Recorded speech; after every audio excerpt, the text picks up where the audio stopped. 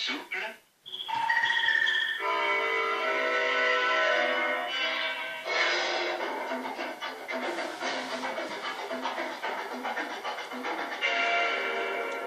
Élastique.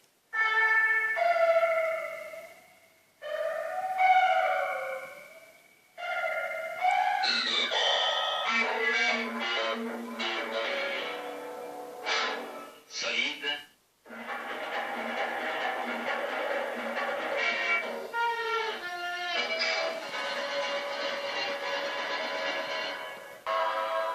Je vois Jean-Louis Magaron qui sourit à cette pub pour la Gaine Scandale qui date de 1956, très musique contemporaine de l'époque. Bonjour Arnaud Margolet, vous avez apprécié visiblement l'entretien avec Georgette Lemaire. Ah, c'est extraordinaire, c'est vraiment une grande chanteuse avec vraiment tout ce côté parisien qu'on adore, quoi. Ouais, on en redemande, on en Elle est redemande. un peu une des dernières représentantes.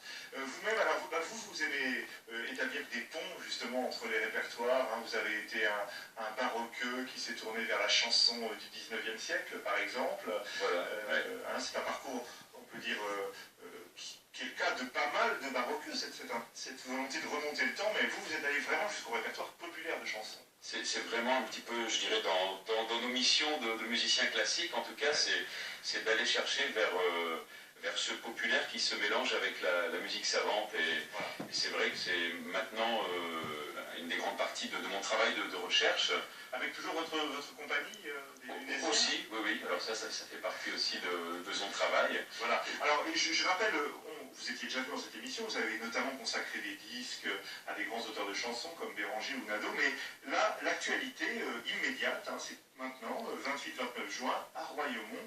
Alors, vous nous donnez une œuvre dont le titre m'a beaucoup intrigué pour l'ouverture de l'année du 50e de Royaumont, c'est Cucurbitus Ier. Hein, Cucurbitus Ier, empereur des végétaux, des légumes. Voilà. Alors, vous allez nous expliquer ce que c'est que cette musique qui date de 1861. Mais il faut rappeler, c'est pour l'inauguration en préambule, donc à toutes les fêtes de Royaumont, du potager de Royaumont.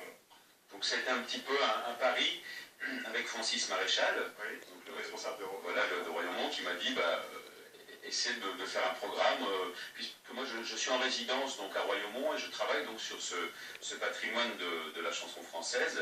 Et donc j'ai découvert ce texte de Jeanne Nuss. Alors expliquez-nous ce que c'est exactement que ce Cucurbitus Ier. C'est vraiment une satire sur Napoléon III, voilà, sur les légumes, et donc finalement c'est une interrogation.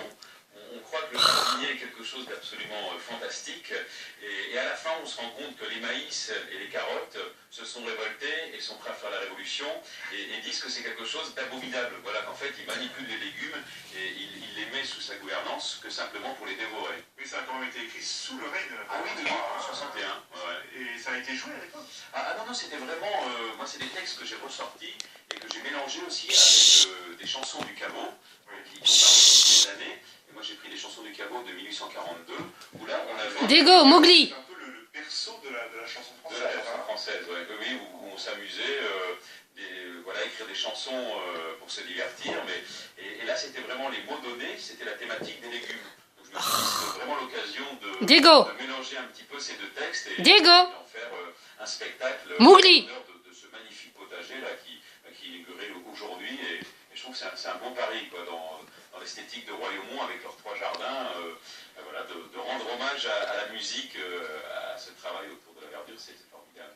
Alors, on va peut-être écouter tout de suite, pour bien comprendre, un extrait de cette anthologie théâtrale, comme ça, Oui. des chansons autour des légumes. Là, c'est un fruit d'ailleurs, la prune. Banni de l'empire des légumes en plus, parce qu'il est à noyau. Et donc je me suis amusé avec